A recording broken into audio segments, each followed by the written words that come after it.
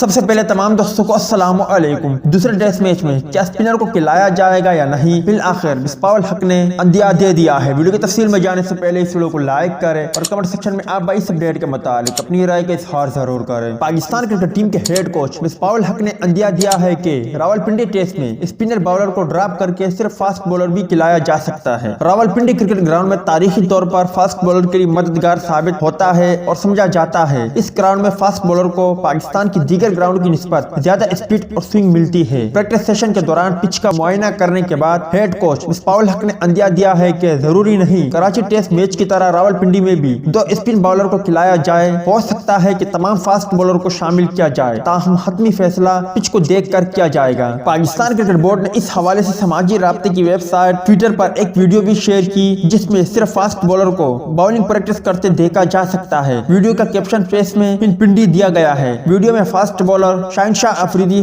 حسن علی، فہیم اشرف، تابش خان اور حارث رؤوف کو پریکٹس کرتے ہوئے دیکھا جا سکتا ہے۔ امید ہے دوستوں کہ آج کی ویڈیو بھی آپ کو پسند آئی ہوگی۔ ملتا ہے کسی نیکسٹ ویڈیو میں، تب تک کے لیے اجازت دیجیے۔ اللہ حافظ۔